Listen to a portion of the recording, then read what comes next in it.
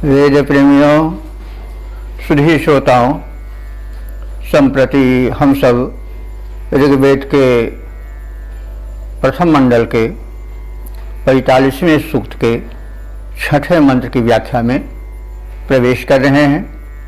यह मंत्र अनुष्टुप नाम के छंद में निबद्ध है। मंत्र दृष्टा ऋषि हैं प्रश्व कण्व और देवता हैं अग्नि। शीर्षक है दिव्य शक्तियों तक हव्य पहुंचाने हेतु अग्नि देव का आमंत्रण। तो आप ये सब जानते हैं कि ऋग्वेद के मंत्र प्रायः देवों के आवाहन से संबंधित होते हैं और इसका जो प्रोधा होता है, मुख्य ऋतुज होता है, वह ऋग्वेद के मंत्रों के द्वारा दिव्य शक्तियों का आवाहन करता है। दिव्य शक्तियाँ कौन हैं? सूर्य, अग्नि, पवन, मरुदगण, आकाश, पृथ्वी, ये सब दिव्य शक्तियाँ हैं। थोड़ा हम मंत्र को समझने के लिए एक मनस्थिर बनावें। इन्हीं दिव्य शक्तियों से पूरा संसार चल रहा है। हमारे शरीर में भी दिव्य शक्तियाँ हैं। जैसे मांस का पूरा पिंड है शरीर, सब मांस ही से बना है, रक्त मांस आदि है सब धातुएं। अब उसी पिंड में आँख में कहाँ से ज्योति आ गई, उसमें दर्शन शक्ति कहाँ से आ गई, कान में श्रवण शक्ति कहाँ से आ गई, नाक में गंध शक्ति कहाँ से आ गई, जिह्वा में आस्वादन शक्ति कहाँ से आ गई और त्वचा में स्पर्श शक्ति कहाँ से आ गई। चीज तो एक ही है, रक्त वही है, सब है। तो इसमें दिव्य शक्तियाँ समाई हुई हैं। ये दिव्य शक्तियाँ कौन हैं? अग्नि हैं, सूर्य हैं, चंद्र हैं, पवन हैं, आकाश हैं, पृथ्वी हैं। तो इनको पोषण कैसे मिलता है? इन शरीर में जो देवस्थानीय शक्तियाँ हैं, ये सब देव हमारे हर इंद्रिय में बैठे हुए हैं। यह जाने कई स्थानों पर कहा भी गया है कि हमारे शरीर में देवताओं का निवास है। तो यह कैसे? इसको यूँ समझें कि सब जितने दिव्य शक्तियाँ हैं जो अभी कही गई हैं, वो सब किसी न किसी रूप में हमारे नाक में, हमारे आँख में, हमारे कान में, हमारे मस्तिष्क में, हमारे त्वचा में स्पर्श शक्ति के रूप में ये सब विद्यमान है। इनको पोषण कैसे मिलता है? अन्न से। अन्न भी क्या है? प्रकृति की देन है, इन्हीं दिव्य शक्तियों की देन है। और उसको पचाता कौन है? अग्नि देवता। और उसको हर कोशिका तक पहुंचाता कौन है? रक्त के परिभ्रमण के माध्यम से पवन। वो पवन को ऐसे समझिए जैसे जल रहता है नहीं, तो जब प्रेशर होता है हवा का तो वो 10 मंजिला तक चला जाता है उठ करके, यद्यपि उसकी जो गति है वो ऊर्ध्वगामी ना होकर के निम्नगामी है, लेकिन पवन के संसर्ग से ऊपर उठ जाता है। तो कहने कि मतलब सारा चमत्कार दिव्य शक्तियों का है।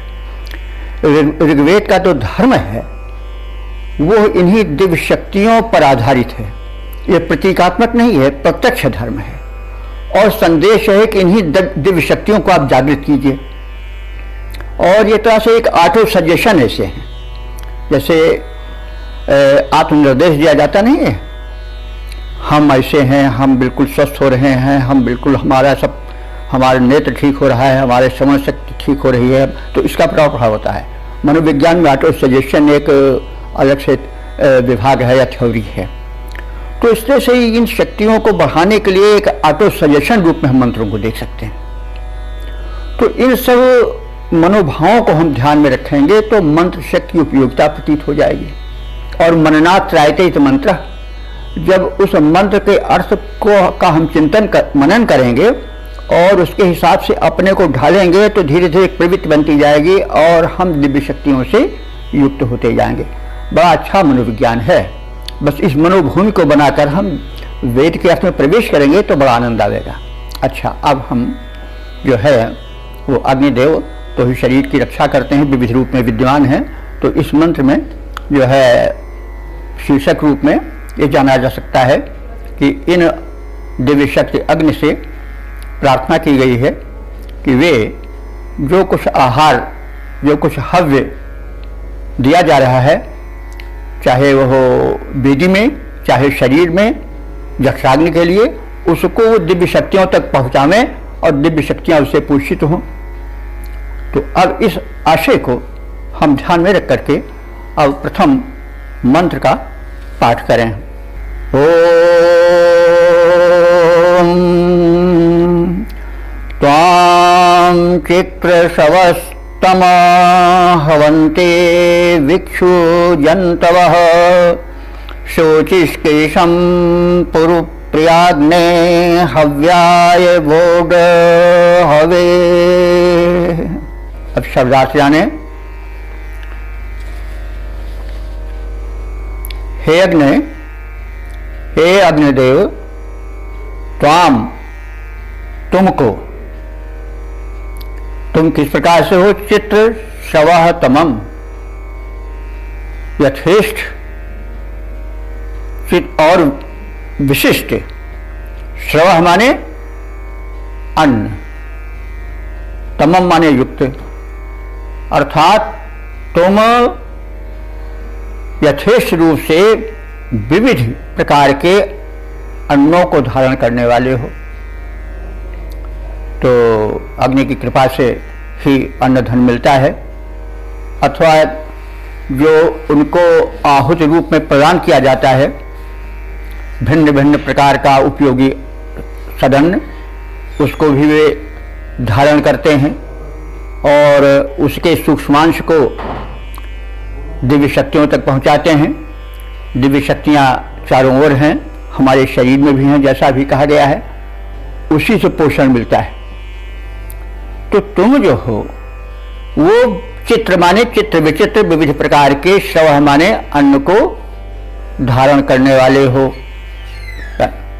और कैसे हो? पूर्व प्रिय, पूर्व कहते हैं अधिक को, व्यापक को। पूर्व माने व्यापक और प्रिय माने प्यारे, यानी तुम पूर्व प्रिय हो, अर्थात व्यापक रूप से तुम्हारी लोकप्रियता है, इसलिए तुम पूर्व प्रिय हो। और कैसे हो? तुम शोचि ही केशम, शोचि कहते हैं, शोचि माने दीप्ति या लपट। तो तुम्हारा केश जो है, तुम्हारी लपट जो है, वही उसका केश है अग्निदेव का। तो केश बाल को कहते हैं। तो तुम्हारे केश कैसे हैं? शोचि माने दीप्तिमान है, यानी लपटें दीप्तिमान होती ही हैं। तो इस प्रकार के, यानी इन गुणों से संपन्न अग्निदेव तुमको हवन्ते माने आवाहन करते हैं। हवन्ते आवाहन करते हैं। कौन आवाहन करते हैं? विक्षु जंतवः। विक्षु कहते हैं प्रजा को। प्रजा माने निवासी, जो तुम राजा हो, सब प्रजा हैं तुम्हारे, निवासी जो हैं। जंतवः माने जीव, तो प्रजाओं के जीव यानी प्रजागण। तो विक्षु जंतवः माने प्रजाजन, यानी इस भूतल के निवासी तुम्हारे उपासक। हवन्ते माने तुम्हारा आवाहन करते हैं, बुलाते हैं। किस लिए बुलाते हैं? प्रयोजन क्या है? हव्याय वोड हवे। हव्यान्न जो प्रस्तुत किया जा रहा है उसको दिव्य शक्तियों तक, देवों तक पहुंचाने के लिए। तो जैसा अभी हमने निवेदन किया है कि दिव्य शक्तियां चारों ओर हैं, हमारे शरीर में दिव्य शक्तियां हैं, जैसा अभी हमने बताया विभिन्न रूपों में। तो वो अग्निदेव ही जो भोजन दिया जाता है उसको भी हम कह सकते हैं कि एक हवन किया जा रहा है शरीर में। जो अन्न जा रहा है वो यक्षाग्नि के लिए दिया जाता है ना, पचे। तो उसको तुम सूक्ष्म बना करके, ऊर्जा बना करके, विभिन्न तत्वों को ग्रहण करके भोजन के तुम प्रत्येक कोशिका को, वही प्रजाजन है, भेजते हो, पहुंचाते हो। तो तुम कृपया यह कार्य करो कि हमारे हर कोश में जिन पदार्थों की, जिन अन्नों की, विविध गुणों वाले अन्नों की आवश्यकता है, उसको तुम जला करके, सूक्ष्म बना करके, पचा करके हर कोशिका को, जो तुम्हारे प्रयोजन है, वहां पहुंचा दो। तो इस प्रकार से कितना भाव है। एक हम इस मंत्र का मनन करें और ये ध्यान करें कि हमारी जठराग्नि जो है, अभी जठराग्नि के रूप में जो शरीर में है, उसमें उत्तम पदार्थ आए। ये देखिए हव्य को द्रव्य जो होता है वो जो है वो उत्तम पदार्थ का होता है, उसमें घृत युक्त होता है, उसमें जो है वो अच्छे अच्छे अन्न होते हैं, औषधियाँ होती हैं। तो उस प्रकार से जब अन्न जाएगा तो सूक्ष्म करके अग्निदेव उसको हमारे पूरे शरीर में पहुंचाएंगे और जो कोशिकाएं प्रजाजन हैं वो सब उससे पोषण पाएंगे। ये भी अर्थ है। और व्यापक में पूरा ब्रह्मांड में जो कुछ है वो अग्नि से ही पोषित है। सूक्ष्म शक्तियाँ तरंगायित होती हैं और अग्नि जो औषधियादि रूप में, अन्नादि रूप में सूक्ष्म तत्व हैं, वे अग्नि द्वारा ले जा करके प्रदान किए जाते हैं, फैलाए जाते हैं और पोषण पाता है संपूर्ण वातावरण, संपूर्ण वायुमंडल। और परिणाम क्या होता है, एक स्वास्थ्य का सर्जन होता है। तो कहने का मतलब है कि ऋषि जो है वो प्रार्थना कर रहा है, निवेदन कर रहा है उपासकों की ओर से कि हे अग्निदेव, तुम सर्वत्र व्यापी भी हो, हमारे शरीर में भी हो, और जो देवता हैं वो भी हमारे शरीर में है, सब विविध रूपों में, जैसा भी बताया गया है। तुम उन सबके लिए अन्न ग्रहण करो। अन्न का मतलब केवल यही नहीं हुआ कि जो दाल चावल है यही, अन्न का मतलब जो अद्वितीय अन्न जो खाया जाता है वो सब अन्न ही है। तो उनको ले जाओ और उपयोगी बना करके और कण-कण तक पहुँचाओ, हर कोशिका को उससे पोषण मिले। तो ये सब व्यापक अर्थ इसमें छिपा हुआ है। तो इसको हम एक बार वैसे देख लें, भावार्थ के रूप में, शब्दार्थ के अनुसार जो किया गया है कि हे अग्निदेव, तुम यथेष्ट और विविध प्रकार के अन्नों के स्वामी हो, तुम लोकप्रिय हो, तुम्हारी लपट जो है वही तुम्हारे केश हैं और वे बड़े चमकीले हैं। मानवीकरण हो रहा है, क्योंकि हम किसी से निकट जाते हैं तो उसको अपना जैसा बनाते हैं, अपने पंक्ति में बैठा लेते हैं, स्वभाव है। काव्य होता है तो भी मानवीकरण होता है हर तरह से, आप सब जानते हैं। तो तुम लोकप्रिय हो, तुम्हारे केश जो हैं बड़े चमकीले हैं और लपट ही तुम्हारे केश हैं, और तुम प्रजाजनों को और दिव्यजनों को हव्य के सूक्ष्मांश को, शक्ति स्वरूप को ग्रहण करके उन तक पहुँचाओ। तो इस प्रकार से शब्दार्थ और भावार्थ से हम परिचय प्राप्त करके अब इसके पद रूपांतरण में प्रवेश करें। अग्नि देवता, तुम यथेष्ट संपन्न अन्न धनधारी हो, प्रजाजनों में प्रियतम हो, सुख संपत्ति के अधिकारी हो। लपटों के चमकीले शोभन केश तुम्हारे हैं स्वामी, तुम महान संपन्न सुशोभन, अमित तुम्हारे अनुगामी, हव्य वाहन के हेतु बुलाती तुमको प्रजा तुम्हारी है। अग्नि देवता, तुम यथेष्ट संपन्न अन्न धनधारी हो, प्रजाजनों में अति प्रिय हो, तुम सुख संपत्ति अधिकारी हो। अब इसको हम जरा छवि या सवैया छंद में भी देख लें। तुम दाता दयालु महान सुजान, तुम दाता दयालु महान सुजान, करो धन अन्न प्रदान प्रभो। लपटों के सुकेश तुम्हारे बड़े चमकीले, बड़े छविमान प्रभो। जग में तुम सौख्य लुटाते, सदा करते सबको धनवान प्रभो। हविवाहक हो, हविदेवों को दो, करते हम हैं आह्वान प्रभो। ओ वेद प्रेमियों, सुधी श्रोताओं, संप्रति हम सब ऋग्वेद के प्रथम मंडल के 45वें सूक्त के 7वें मंत्र की व्याख्या में प्रवेश करने जा रहे हैं। यह मंत्र अनुष्टुप छंद में निबद्ध है। मंत्र ऋषि हैं प्रशकंड और देवता है अग्नि। शीर्षक है अग्नि के गुण वैविध्य के कारण यज्ञ में उनकी प्रथम स्थापना। तो जब यज्ञ होता है तो पहले अग्नि का आवाहन होता है, उनकी स्थापना की जाती है। और कोई भी कार्य हो तो अग्नि ऊर्जा के प्रतीक हैं, इसलिए प्रथम उनका आवाहन किया जाता है। तो इस तरह से अग्नि को प्रथम स्थान ऋषियों ने दिया है। तो इस प्रकार से अग्नि के गुण वैविध्य के कारण उनकी प्रथम स्थापना यज्ञ काल में होती है। इस अर्थ को समेटे हुए मंत्र का प्रथम पाठ हो जाए। ओम मित्वा होतार मृत्युजम दधिरे वसुवित्तमं श्रुतकर्णं सुप्रथस्तमं विप्रा अग्ने दिविष्टिषु। हे अग्ने, हे अग्नि देवता, विप्राह, विप्राह कहते हैं उत्कृष्ट ज्ञानियों को। प्र माने प्रजानाति, जानता है। वि माने विशिष्ट रूपेण, जो विप्र वो है जो विशिष्ट रूपेण जानाति, अर्थात जो विशेष रूप से तत्व ज्ञान का ज्ञाता है, वह विप्र है। तो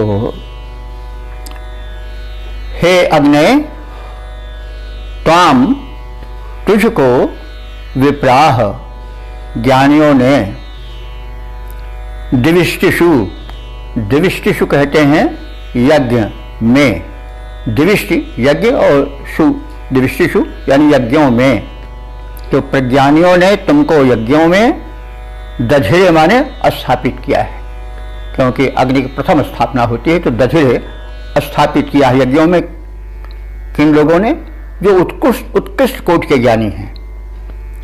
तो अब तुम कैसे हो, क्यों तुम्हें प्रथम स्थापित किया गया है? तुम में बड़ी विशेषताएं हैं।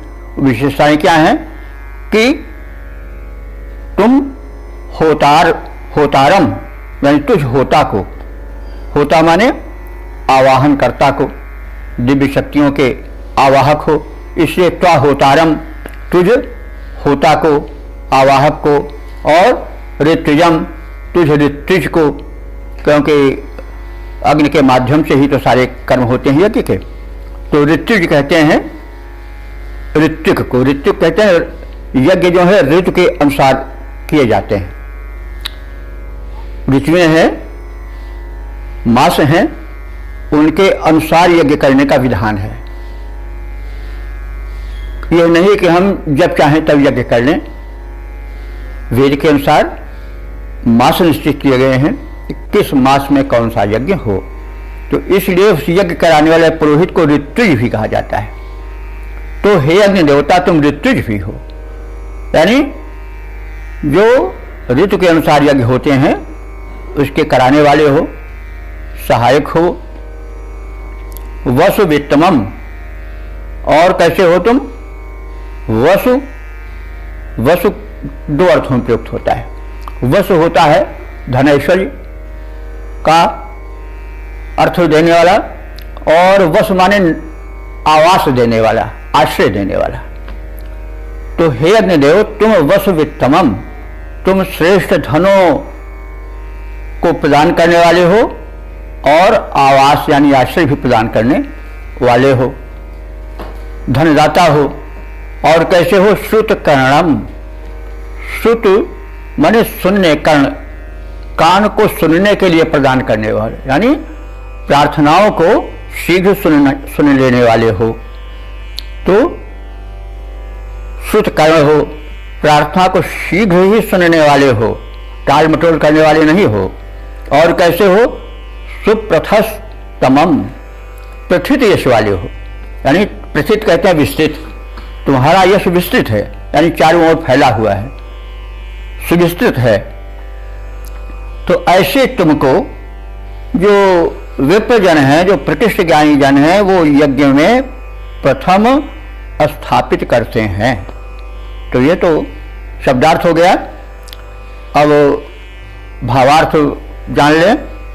हे अग्निदेव, तुम दिव्य शक्तियों के आवाहन करता हो और ऋतु के अनुसार यज्ञ कराने वाले ऋत्विज हो और उत्तम धनदाता हो, और स्तुति को शीघ्र सुन लेने वाले हो और प्रशस्त यश वाले हो। और इस तुम्हारी शक्तियों को देख करके ज्ञानियों ने सर्वप्रथम यज्ञ कृत्य को संपन्न करने के लिए तुम्हें ही स्थापित किया है। तो इसका पद रूपांतरण देखें। ऋत्विज आवाहन करता हो, उत्तम धन धान्य प्रदाता हो, हे अग्निदेव तुम हो प्रशस्त यशधारी सबके त्राता हो।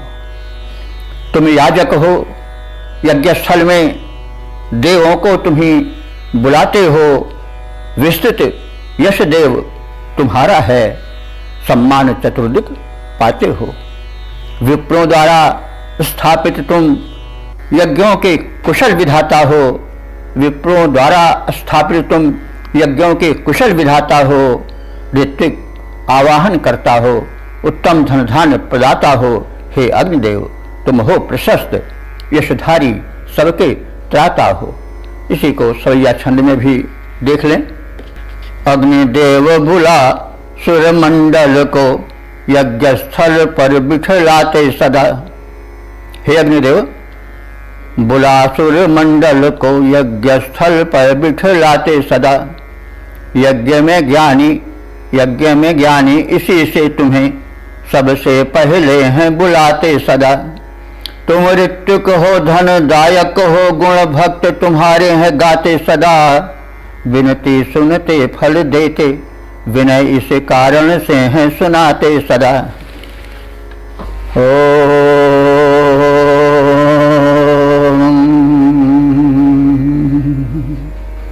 वेद प्रेमियों, सभी श्रोताओं, संप्रति हम सब ऋग्वेद के प्रथम मंडल के 45वें सूक्त के 8वें मंत्र की व्याख्या में प्रवेश करने जा रहे हैं। यह मंत्र अनुष्टुप छंद में निबद्ध है। मंत्र दृष्टा ऋषि हैं प्रशकंड और देवता हैं अग्नि। शीर्षक है यजमान के हित में तत्पर पुरोधा अग्नि देवता का आह्वान करते हैं। तो इस आशय को समेटे हुए मंत्र का सर्वप्रथम पाठ हो जाए। ओम आत्वा विप्रा अचुच्ययुः सुत सोमाभिप्रयः बृहद्भा बिभ्रतो हविरग्ने मर्ताय दाशुषे। ओम आत्वा विप्रा अचुच्यवुः सुतसोमाभिप्रयः बृहद्भा बिभ्रतो हविरग्ने मर्त्याय दाशुषे। शब्दार्थ जाने। अग्नि, हे अग्रगामी देवता अग्नि। विप्राह माने ज्ञानी जन। त्वा अचुच्ययुः, त्वा माने तुझको, अचुच्ययुः माने बुलाते हैं, आवाहित करते हैं। और तुम कैसे हो? बृहद्भाः, बृहद माने व्यापक, बहुत बड़ी। भाह माने दीप्ति, लपट। तो अग्नि दीप्त युक्त होते हैं। तो तुम्हारी जो भाह है, भा माने आभा उसी से बना है, दीप्ति, चमक, लपट आदि के अर्थ में भाह शब्द प्रयोग होता है। तो वे तुम्हारी भाह दीप्तियां लपटें कैसी हैं? बृहद माने व्यापक हैं, अतिशय दीप्त युक्त हैं। तो ऐसे तुमको अचुच्ययुः माने बुलाते हैं। कौन बुलाते हैं? विप्राह, कोई मूर्ख अज्ञानी नहीं बल्कि श्रेष्ठ ज्ञानी जन तुझ अग्नि को बुलाते हैं। तुम्हारी दीप्ति बड़ी व्यापक है। और वे विप्रजन जो तुम्हें बुला रहे हैं वे कैसे हैं? वे सुत सोमा, सोम रस को निचोड़कर तुम्हारे स्वागत के लिए और देवों के स्वागत के लिए तैयार किए हुए हैं। सुत सोमा, सोम को निचोड़े हुए हैं। सोम के विषय में आप सब जानते हैं। दूसरी तरफ हम ले तो भक्ति रस से भी, सौम्य भाव से भी ले सकते हैं।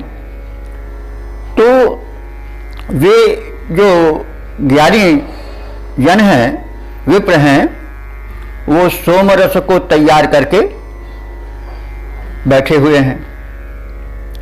और वे कैसे हैं, किस स्थिति में हैं? हवि विभ्रता हो,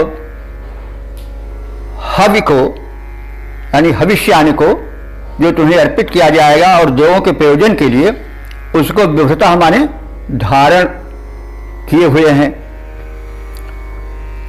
तो इस प्रकार से वे तुम्हें बुला रहे हैं। और किस प्रयोजन से बुला रहे हैं? मर्ताय दासुषे। मर्त माने मनुष्य और दासुषे माने दानी यजमान। चतुर्थी है, इसलिए प्रयोजन में प्रयोग हो रहा है। ये उक्त गुण धर्म संपन्न विप्रगण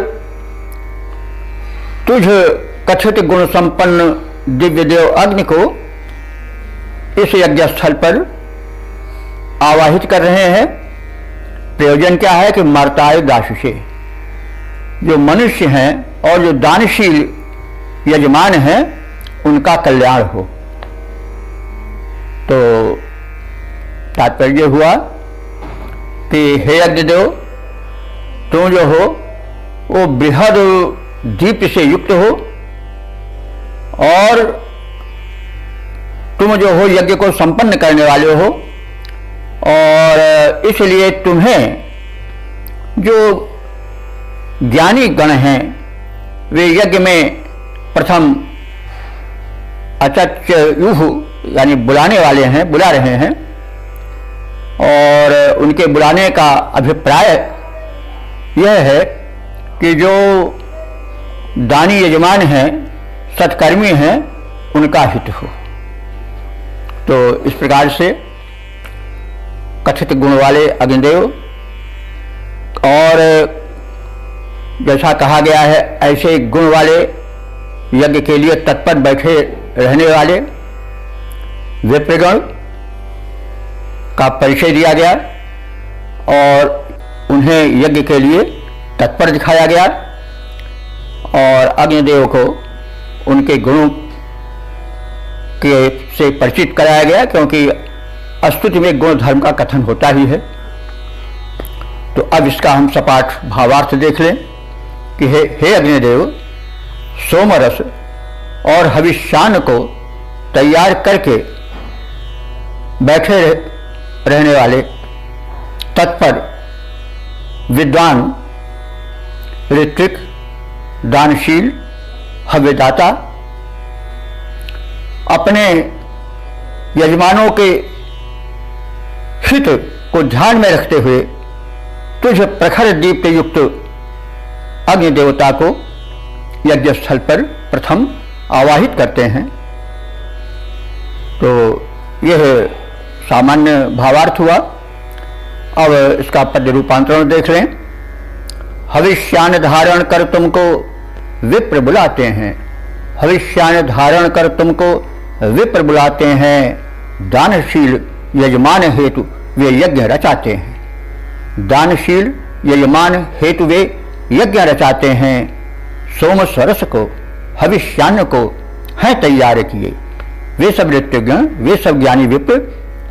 सोम सरस को हविष्यान को हैं तैयार किए, शुभागमन पर देव तुम्हारे वे सब ध्यान दिए। अग्निदेव तुम प्रखर दीप्तियां धारण करते हो, अग्निदेव तुम प्रखर दीप्तियां धारण करते हो। उपासकों को कष्ट कराल, उपासकों के कष्ट कराल को सदा निवारण करते हो। यज्ञ भूमि पर आओ, यज्ञ भूमि पर आओ, प्रिय स्तोत्र सुनाते हैं, हम सब प्रिय स्तोत्र सुनाते हैं। हविष्यान धारण कर तुमको विप्र बुलाते हैं, दानशील यजमान हेतु वे यज्ञ रचाते हैं। अब इसका हम सवैया में निबद्ध भाव भी देख लें। रस सोम तथा हव्यान सजाकर याजक ज्ञानी बुलाते तुम्हें हैं। हित हो यजमान का ध्यान धरे इस हेतु हे देव मनाते तुम्हें हैं। तुम कष्ट कराल मिटाते प्रभो, तुम कष्ट कराल मिटाते प्रभो, विनती से हेतु सुनाते तुम्हें हैं। यज्ञ की भूमि पर शीघ्र पधारो, यहाँ पर देव बुलाते तुम्हें हैं। यज्ञ की भूमि पर शीघ्र पधारो, यहाँ पर देव बुलाते तुम्हें हैं।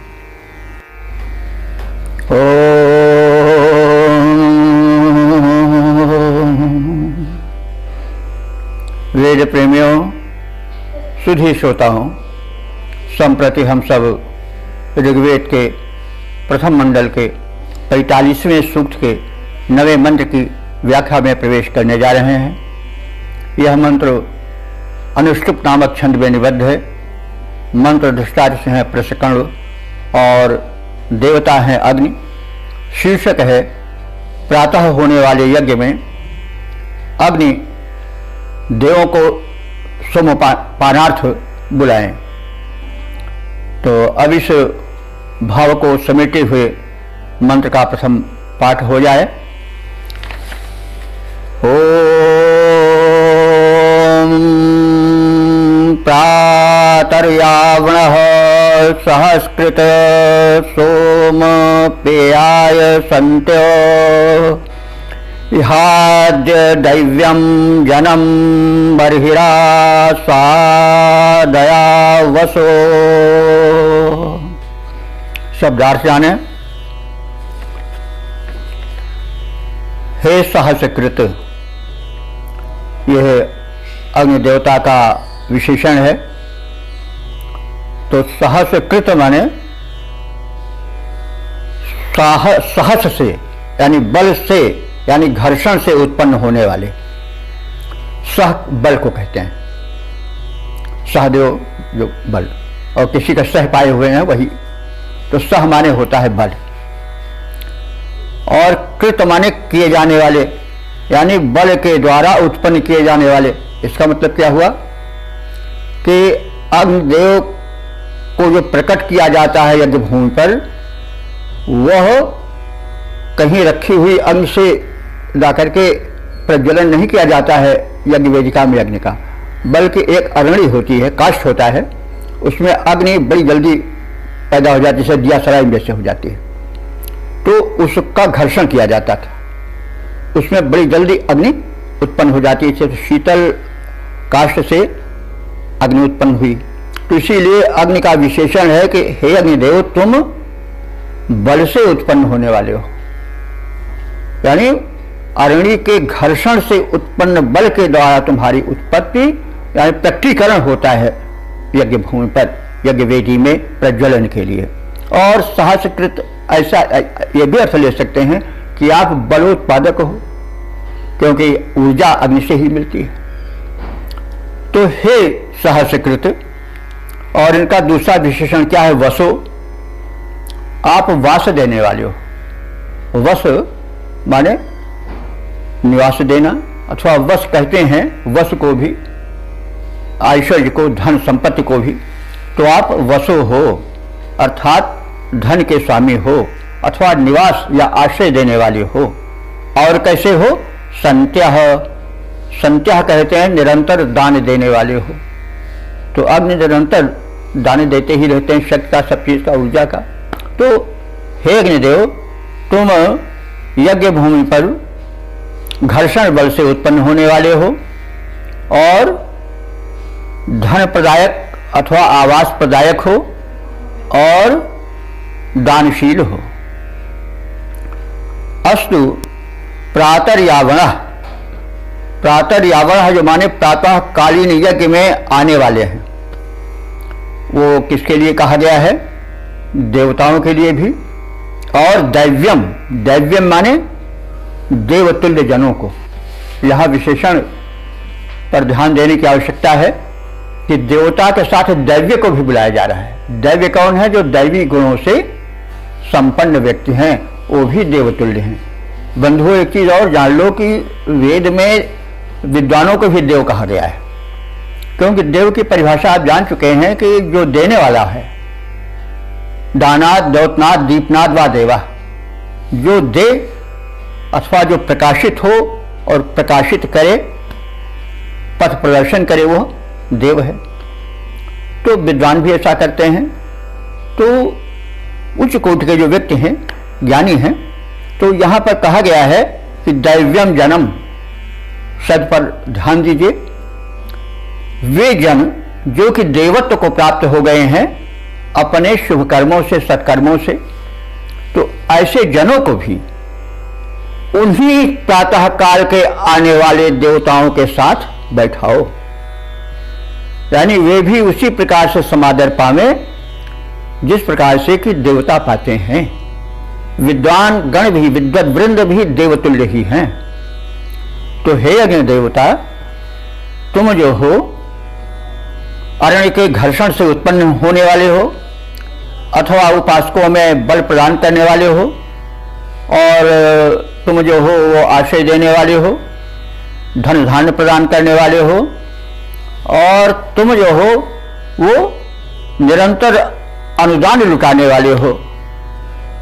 ऐसे तुम जो प्रातःकाल यज्ञ में आगमन करने वाले देवगण हैं और जो उन्हीं के तुल्य विद्वान गण हैं, वे आज इस यज्ञ में समान रूप से सम्मान पावें। और इन दोनों वर्गों के विद्वानों और देवों को आप कृपा करके वर्हि आसादय, वर्हि कहते हैं कुशासन को, ये बड़ा पवित्र माना जाता था। तो जो कुशासन है, चटाई आज बनाई हुई या जो और पदार्थ बनाए, सामान बनाए गए हों बैठने के लिए, आसनी आदि रूप में, तो तुम वर्हि आसादय, इन देवों को और देवतुल्य जनों को, दोनों को, जो उच्च कोटि का उत्कृष्ट कुशासन है, उस पर आसादय ला करके बैठाओ और उनको सम्मानित करो। तो इस प्रकार से अग्निदेव का वैशिष्ट्य बताया गया और यह बात बताई गई कि हमारे यज्ञ में, शुभ कर्म में देवगण दिव्य शक्तियाँ सम्मानित हों, और साथ ही साथ जो उन्हीं के समान परोपकारी, सद्गुण युक्त, सात्विक गुणों से युक्त मनुष्य हैं, जो देवत्व के निकट हैं या देवत्व प्राप्त हैं, उन्हें भी समान सम्मान मिले। अब यहाँ पर आशान्वित दृष्टिकोण है कि मनुष्य भी देव बन सकता है और देव बन जाता है, इसलिए मनुष्य को सदैव सत्कर्मशील होना चाहिए, ये संदेश है। तो अब हम भावार्थ को एक धारा में जान लें।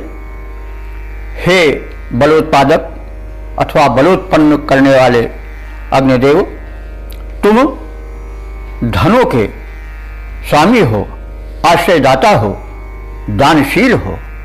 आज प्रातःकाल सोमपान के निमित्त यहाँ यज्ञ स्थल पर आने को उद्यत देवों को और विद्वज्जनों को बुलाकर कुशासन पर आसीन कराओ। अब हम इसका पद्य रूपांतरण देख लें। बलोत्पादक अग्निदेव तुम धन के स्वामी हो, बलोत्पादक अग्निदेव तुम धन के स्वामी हो, दानशील हो, क्रियाशील हो, सतपथ गामी हो। प्रातःकाल आज हम सबने यज्ञ रचाया है, प्रातःकाल आज हम सबने यज्ञ रचाया है। दिव्य औषध रस सोमपान, दिव्य औषध रस सोम सरस तैयार कराया है।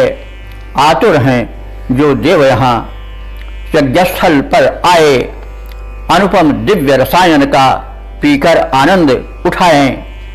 उन्हें कुशासन पर बैठाओ, अंतर्यामी हो। बलोत्पादक अग्निदेव तुम धन के स्वामी हो, दानशील हो, क्रियाशील हो, शतपथगामी हो। इसी भाव को हम सविया छंद में भी देख लें। रहते तुम काष्ठ में घर्षण से, रहते तुम काष्ठ में घर्षण से, गणयाजक के प्रगटाते तुम ही हो।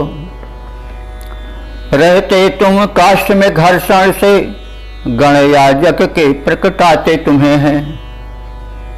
तुम श्रेष्ठ महान हो दानी बड़े, इस तथ्य को जान बताते तुम्हें हैं।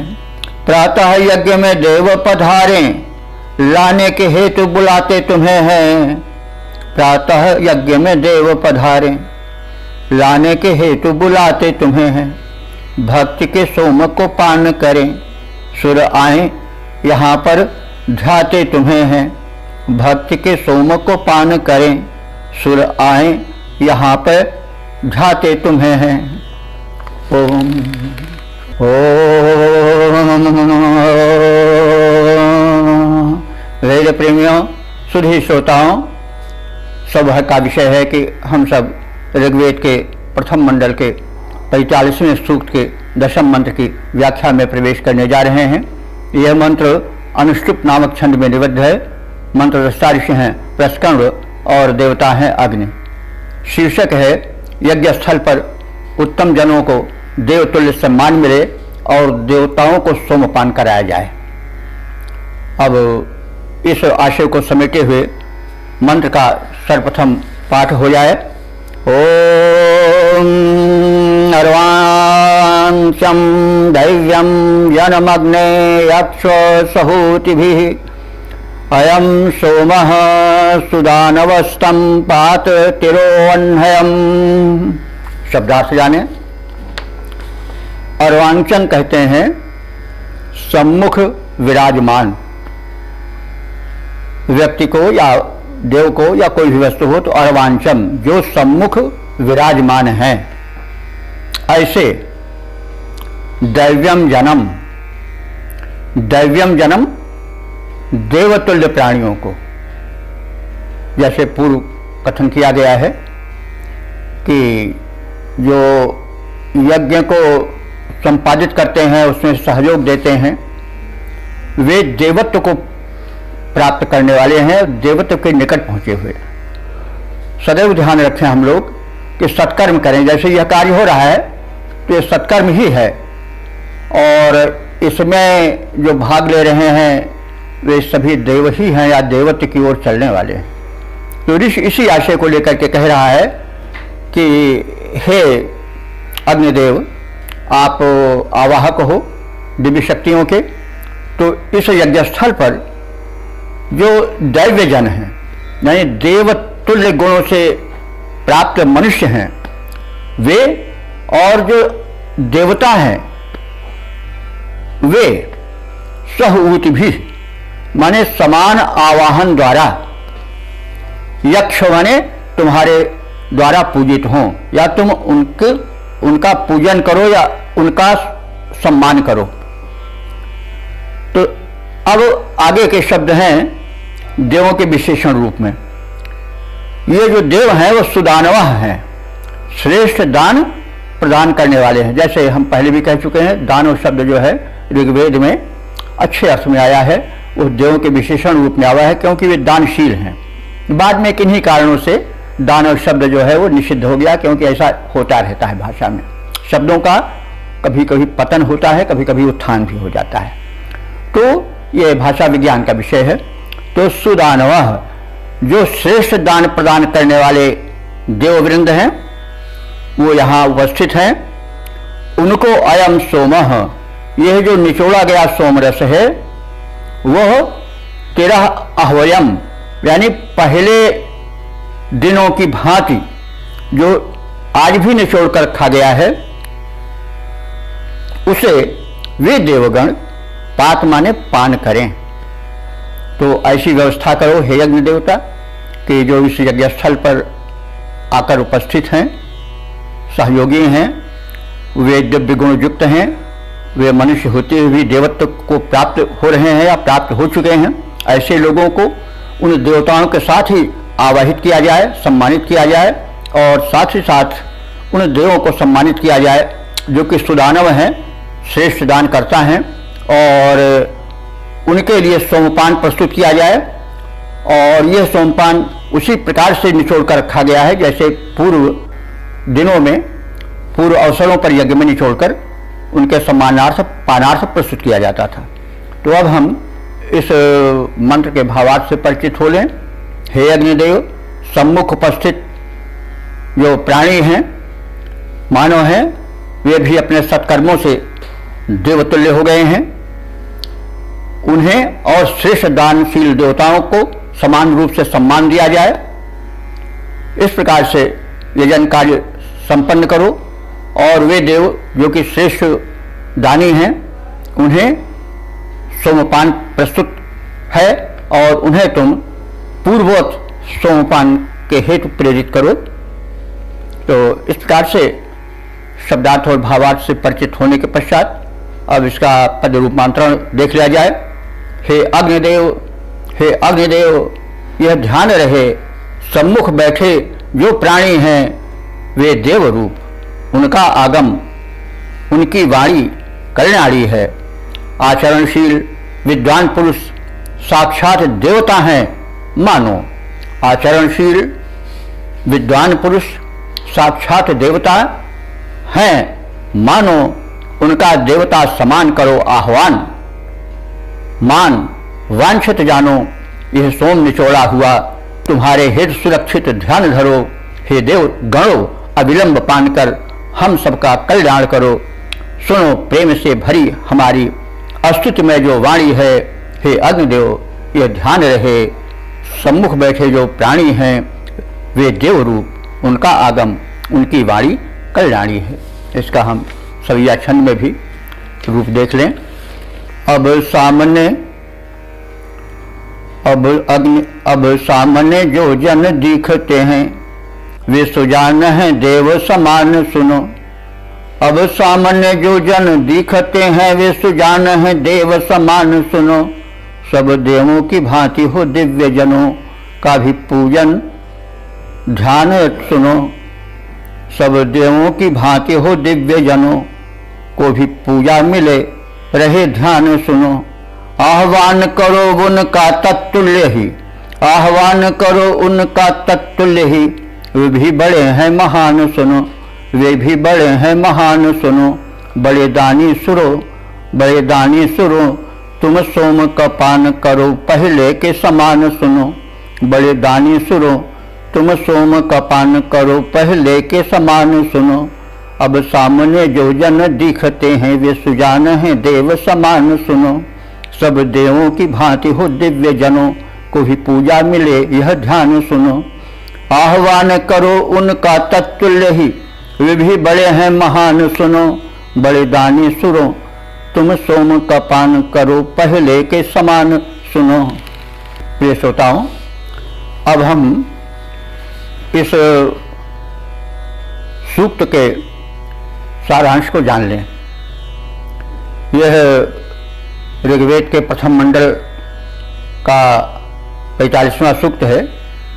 इसमें 10 मंत्र हैं और अब तक जो मंत्र व्याख्यायित हो चुके हैं उनकी कुल संख्या 541 हो चुकी है। इस सूक्त में अग्निदेव की दिव्यता दिखाई गई है। उनका मानव हित में योगदान बताया गया है। वे धनप्रद हैं, शक्तिप्रद हैं, तेज प्रदान करने वाले हैं। ये बात स्पष्ट है कि यदि अग्नि की कृपा रहती है तो हमारे शरीर की जठराग्नि तीव्र रहती है, हमें ऊर्जा पैदा होती है। ऊर्जा होगी तो हमें धन अपने आप मिलेगा, हम उद्यमी बनेंगे और शक्तिमान बनेंगे, युवक रहेंगे। तो इस प्रकार से अग्निदेव जो हैं वो धनप्रद हैं, शक्तिप्रद हैं, ऊर्जाप्रद हैं, कांतिप्रद हैं। ये सब हमें समझना चाहिए। तो इन्हीं गुणों की व्याख्या इस सूक्त में की गई है और बताया गया है कि ये अग्निदेव जो हैं वो अन्न के स्वामी हैं, अर्थात अपने ऊर्जा से धरती से अन्न उत्पन्न करने की भूमिका बनाते हैं। अंकुरण इन्हीं के द्वारा होता है और जो अग्नि तेज है उसी के द्वारा अन्न पकते भी हैं, फल पकते भी हैं। कच्चे से पक्के हो जाते हैं, उनमें रंग आ जाता है, तो अग्नि और सूर्य सब वेद में एक ही माने गए हैं। थोड़ा उनका विभाजन कर दिया गया है, वे दो स्थानीय है, आकाश में है, और पृथ्वी जो अग्निदेव है वो पृथ्वी स्थानीय है, लेकिन है सब एक ही रूप। तो इन अग्नि के द्वारा ही अन्न उत्पादन होता है, अन्न का पाचन होता है, अन्न को परिपक्व किया जाता है। अन्न सभी हैं, फल फूल और जो अन्नादि हैं खाई जाती हैं, ये सब हैं, ऐसा हमें समझना चाहिए। और इस प्रकार से हमें अग्नि उपासना करनी चाहिए। अग्नि उपासना हम अग्नि जला करके, प्रदीप्त करके, यज्ञवेदी में आहुति डाल करके वायुमंडल को स्वच्छ करें, पर्यावरण को शुद्ध करें, और साथ साथ जो हमारे शरीर में जठराग्नि व्याप्त है उसमें हम सदन्न को डालें, और साथ साथ हम अग्नि को प्रदीप्त रखें। ऐसा उपाय करें कि हमारा जो अग्नि तत्व है वो सदैव प्रदीप्त रहे, उज्ज्वल रहे। और अग्निदेव हमारे शरीर में जठराग्नि भी है और तेज के रूप में भी विद्यमान है। तो यह सब संदेश जो है वो कुछ प्रत्यक्ष कुछ अप्रत्यक्ष रूप में इस सूक्त में दिया गया है।